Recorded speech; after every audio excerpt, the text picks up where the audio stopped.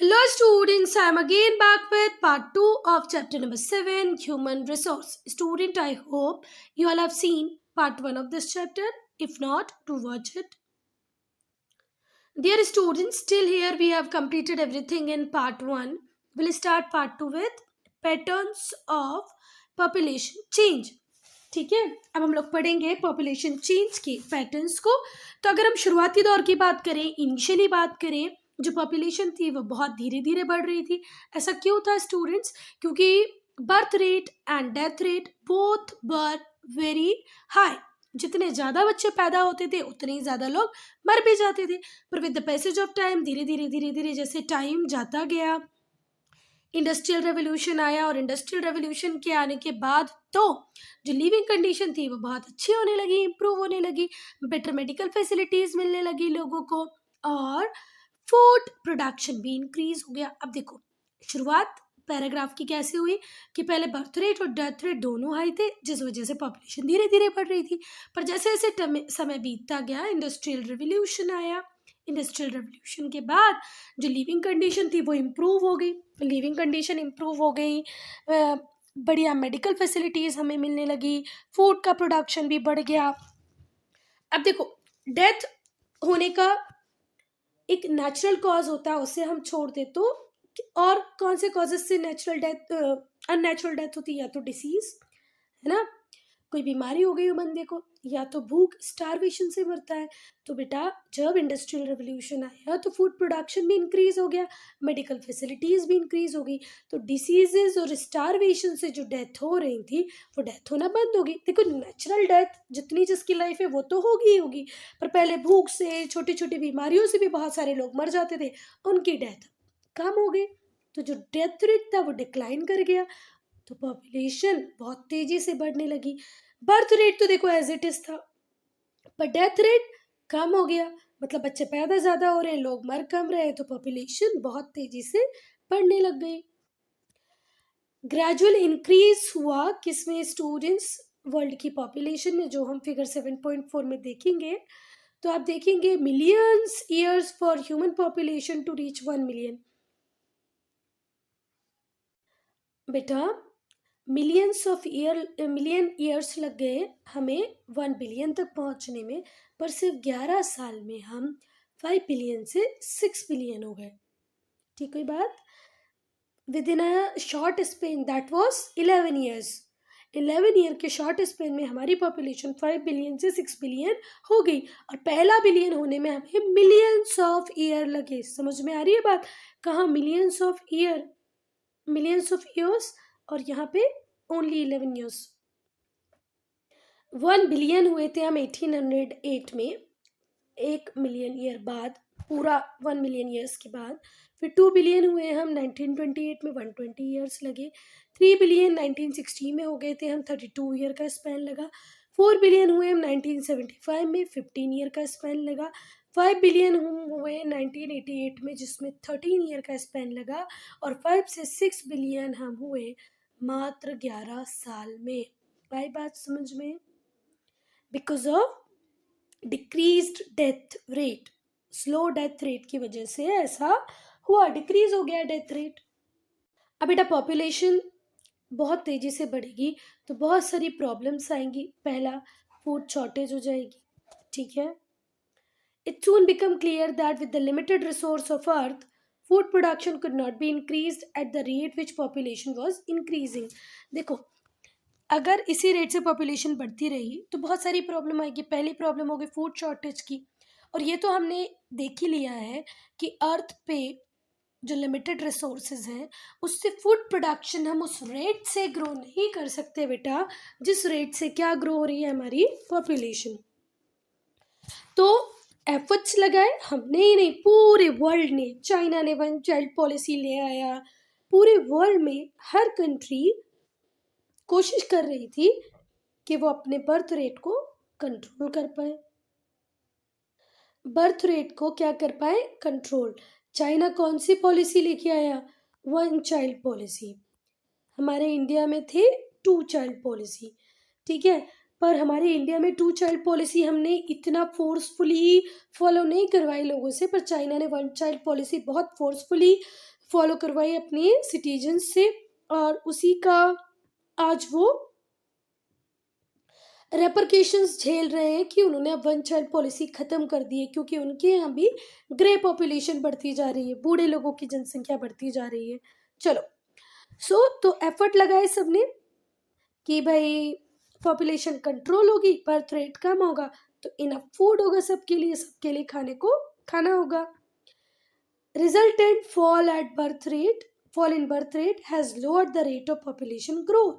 देखो पॉपुलेशन तो ग्रो कर रही है, वो तो ग्रो होगी, पर जो उसका ग्रोथ रेट था बेटा वो कम हो गया है। आई बात समझ में?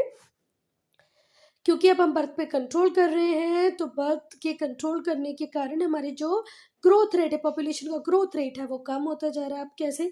देखो, पहले 4 या 5 बच्चे नॉर्मल थे फैमिलीज में, जब हमारा टाइम आया तो 2 से 3 बच्चे नॉर्मल थे, पर अब मैक्सिमम फैमिलीज में आप जितने भी स्टूडेंट ये वीडियो देख रहे हो, बहुत कम ऐसे आपको आपके फ्रेंड्स मिलेंगे जो 3 भाई बहन हैं, मैक्सिमम 2 होंगे, और कुछ घरों में तो 1 ही बच्चा होगा। तो देखो ग्रोथ रेट कम हुआ ना, जहाँ पहले 4 से 5 बच्चे हुआ करते थे, उसके बाद 3 और 2 हुआ करते थे, अब 1 और 2 हो गए। Rarest of the rare family में आपको 3 मिलेंगे आजकल बच्चे, नहीं तो 1 या 2। पहले जब हमारा टाइम था 2 या 3, और उसके भी पहले जो मम्मी पापा का टाइम था, आप पूछ लेना दादी दादाजी वाला टाइम, तो 4 और 5 नॉर्मल होते थे। तो ग्रोथ रेट दिख रहा है ना, कम हो रहा है, 4 से 3, 3 से 2। अब बेटा जो रेट है पॉपुलेशन का, वो टाइम के साथ बदलता रहता है। डिफरेंट कंट्रीज में, डिफरेंट पार्ट ऑफ वर्ल्ड में, डिफरेंट कंट्रीज में ये रेट अलग अलग मिलेगा आपको। जो डेवलप्ड कंट्रीज होती हैं उनके पास high rate of population growth होता है। क्यों? क्योंकि वो डेथ रेट पे कंट्रोल कर चुकी होती है। लॉरिंग द डेथ रेट, इसमें वो सक्सेसफुल हो चुके हैं। मेडिकल साइंस बहुत बढ़िया आ गया है। फिर धीरे से ये कंट्रीज अपनी बर्थ रेट को भी लॉरिंग डाउन करती हैं, मतलब नीचे की तरफ लेके आती हैं, जिससे इनकी पॉपुलेशन ग्रोथ भी स्लोइंग डाउन हो जाती है, कम हो जाती है। ठीक हुई बात? फिर से later on these countries also succeeded in lowering the birth rate, thus slowing the growth of population. Birth rate कम होगा, पॉपुलेशन कम हो जाएगी। अब जैसे डेथ रेट भी कम हो गया है, तो जो लेस डेवलप्ड कंट्रीज थी बच्चा, वहाँ पर अभी डेथ रेट को इतना ज़्यादा कम नहीं किया जा पाया है।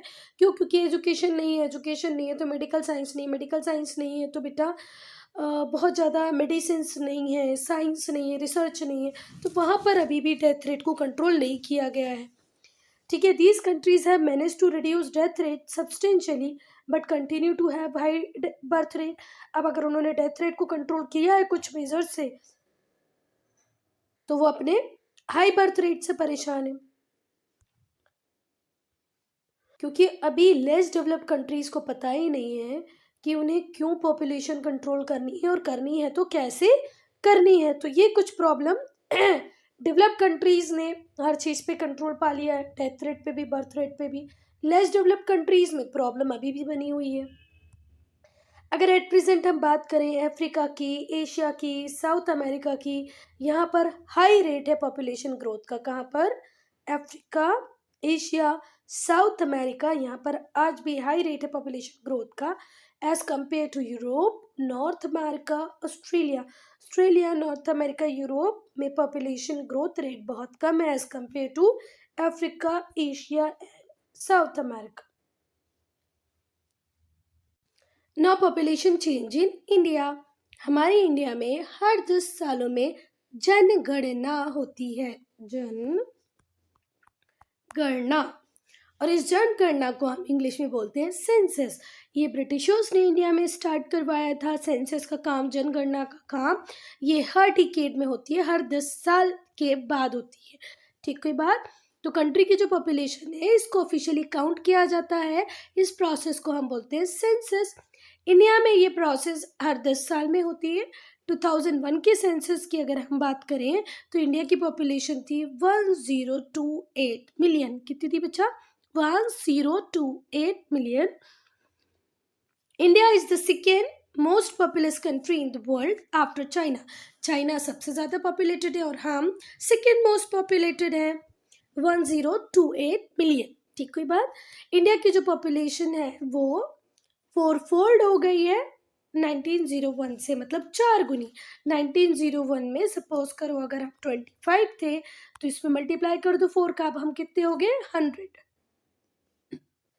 हम लोग 7.5 को देखेंगे अभी फिगर को, जिसमें हम लोग देखेंगे 1901 तक की पॉपुलेशन को, तक की नहीं, 1901 से अब तक की पॉपुलेशन को हम देखेंगे।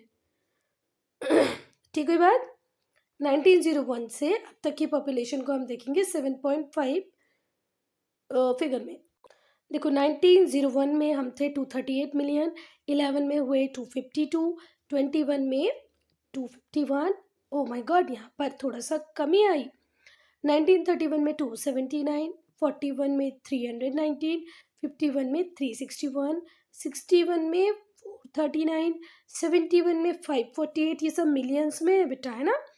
1981 में 683, 1991 में 843 और 2001 में हम हो गए थे 1028।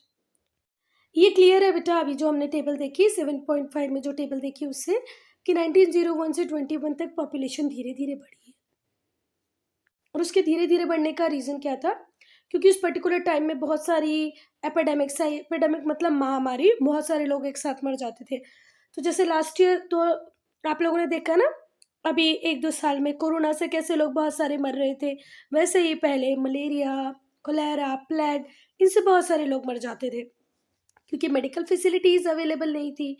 फिर वॉर होते थे, फेमाइंस होती थी, अकाल पड़ जाना, युद्ध हो जाना। फिर उसके बाद नेक्स्ट 30 ईयर्स में 21 से 51 तक जो पॉपुलेशन थी वो मॉडरेट रेट से ग्रो हुई, मतलब बहुत ज़्यादा भी नहीं बहुत कम भी नहीं। ऐसा क्यों हुआ? क्योंकि मेडिकल फैसिलिटीज़ इम्प्रूव हो गई, जिससे डेथ कुछ हद तक कम हो गई। फिर पॉपुलेशन ने फटाफट बहुत तेज़ी से बढ़ना चालू किया 51 से लेके 2001 तक। ऐसा क्यों?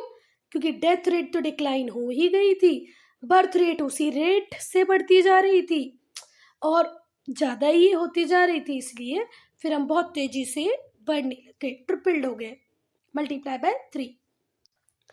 स्टूडेंट्स, डेथ रेट कम हो गया, जो लाइफ एक्सपेक्टेंसी थी वो बढ़ गई।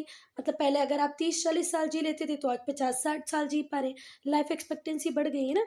तो जो एवरेज नंबर ऑफ ईयर है लोगों के expected to live at birth has increased, जीने के साल बढ़ गए हैं। जो डेथ रेट है वो बहुत धीरे धीरे कम हो गया है। जो बर्थ रेट है वो उस रेट से डिक्लाइन नहीं किया, डेथ रेट जरूर कम हो गया, बर्थ रेट तो वैसे ही बढ़ रहा है। अच्छा चलो, बहुत तेजी से नहीं बढ़ रहा है पर डिक्लाइन कम भी नहीं हो रहा है। ये क्यों? क्योंकि पावर्टी, लैक ऑफ एजुकेशन, जो गरीब लोग हैं उन्हें पता ही नहीं है कि हम कितने बच्चे करें, किनको हम अच्छा प्रॉपर चीज़ें दे सकते हैं, एजुकेशन कितना महंगा है, ये लोग सोचते ही नहीं है। लैक ऑफ एजुकेशन, इतने पढ़े लिखे ही नहीं, औरतों को समझ ही नहीं है क्या करना है क्या नहीं करना। और अर्ली मैरिजेस, बहुत छोटे बच्चों की शादी कर देते हैं, ये भी एक प्रॉब्लम है। तो क्या प्रॉब्लम है हमारे बर्थ रेट के ज़्यादा होने का? Lack of education, poverty and early marriages, इन पे कंट्रोल हमें करना पड़ेगा। कैरेक्टरिस्टिक्स ऑफ पॉपुलेशन, जो पॉपुलेशन होती है एक पर्टिकुलर रीजन की, उसमें मेल होते हैं फीमेल होते हैं, यंग भी होंगे ओल्ड भी होंगे, कुछ बच्चे होंगे कुछ बूढ़े होंगे, कुछ वर्किंग होंगे और कुछ ओल्ड एज पीपल होंगे जो डिपेंडेंट होंगे। तो ये जो प्रपोर्शन होता है अलग अलग कैटेगरीज का, इसको आप कैसे समझते हैं? Qualities of that population. क्या है ये? Qualities of that population, male female young old working dependent. Now age composition. अब एज कंपोजिशन की बात करें बच्चा, तो 3 ब्रॉड ग्रुप में आप इनको डिवाइड कर सकते हो। 15 साल से छोटे, फिर 15 से 65 तक, फिर 65 से above, below 15, 15 to 65 and above 65। 15 से कम, 65 से ज़्यादा और 15 से 65 के बीच के। कुछ 11 साल के 9 साल के बच्चे भी होंगे, कुछ 67 68 ईयर के बूढ़े लोग भी होंगे, कुछ 17 ईयर, कुछ 21 ईयर के यूथ भी होंगे। तो आई बात समझ में? चलो, तो जो एडवांस कंट्रीज होती हैं बच्चा, वहां पर हायर प्रोपोर्शन में एज्ड पीपल मिलेंगे। ठीक है, the relatively advance countries have higher proportion of people aged above 15 साल से ज़्यादा के मिलेंगे। क्यों? क्योंकि वहाँ पर बेटर लिविंग कंडीशन है, मेडिकल फैसिलिटीज़ अच्छी है, जिससे लाइफ एक्सपेक्टेंसी बढ़ती जा रही है। सेक्स रेशो की अगर हम बात करें तो सेक्स रेशो होता क्या है, पहले तो ये समझो। Sex ratio give the relative number of males and females in the population. Population में कितने मेल हैं, कितनी फीमेल है, इसी को हम क्या कहते हैं? Sex ratio. अब देखो, सेक्स रेशो की डेफिनेशन अच्छे से लर्न करना। It is expressed as the number of females per 1000 males. If somebody ask you write the definition of sex ratio, तो what will you tell?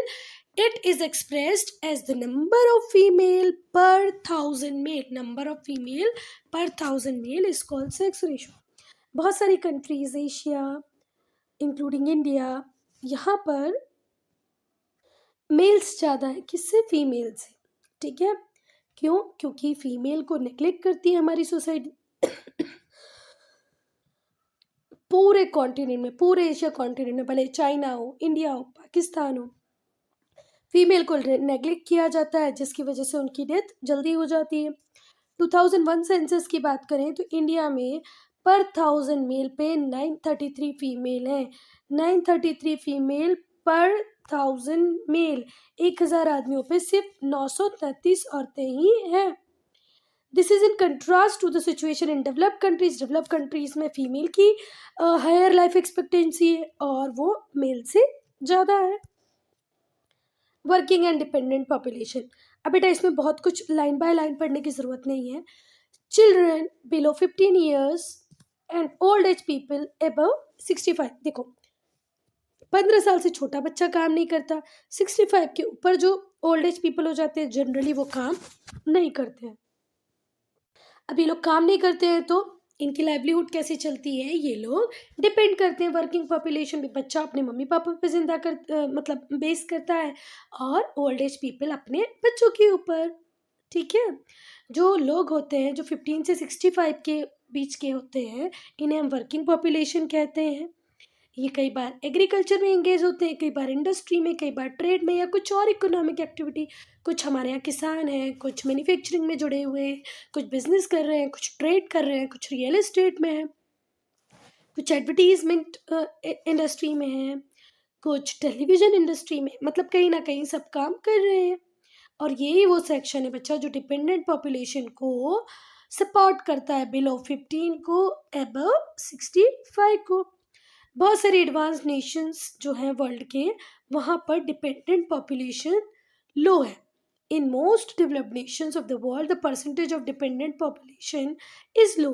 पर बेटा जापान के केस में ऐसा नहीं है। जापान में ग्रे पॉपुलेशन बहुत ज़्यादा है। Now population pyramid. Population pyramid को हम एज सेक्स पिरामिड भी कहते हैं। ये वो डायग्राम होता है जो एज सेक्स कंपोजिशन को समझने में हेल्प करता है। उसकी अगर आप पिरामिड को देख लेते हैं तो आपको समझ में आ जाता है उस कंट्री में एज सेक्स कंपोजिशन कैसा है। ये टोटल पॉपुलेशन को 5 ईयर्स एज ग्रुप में डिवाइड करता है।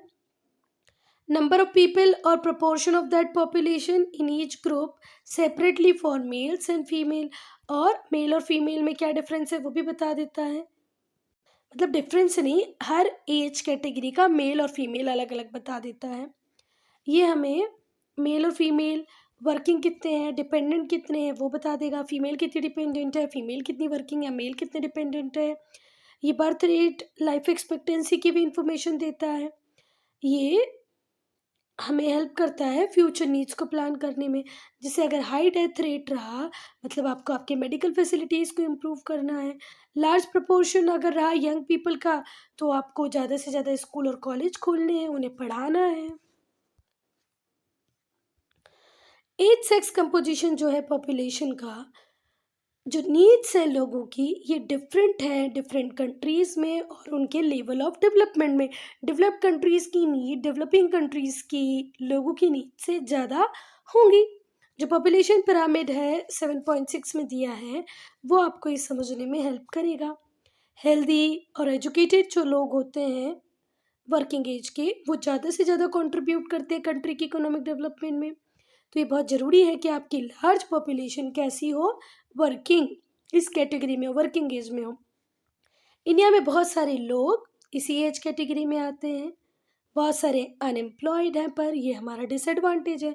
2001 सेंसस की बात करें तो 65% इंडिया के लोग लिटरेट हैं, but higher literacy percentage desired होता है अच्छी अच्छी जॉब में, है ना। तो इसलिए हमको जो लिटरेसी का परसेंटेज है उसको बढ़ाना है। देखो 2001 के अकॉर्डिंग इंडिया में 65% लोग लिटरेट थे, लिखना पढ़ना जानते थे, पर हमें लिटरेसी के परसेंटेज को और बढ़ाना है, 65 से 100 तक लेके जाना है। और यहाँ पर हमें हेल्थ पे ध्यान देने की भी ज़रूरत है। Student, I am ending this video here only. If you have any doubt, any problem, to write in comment section.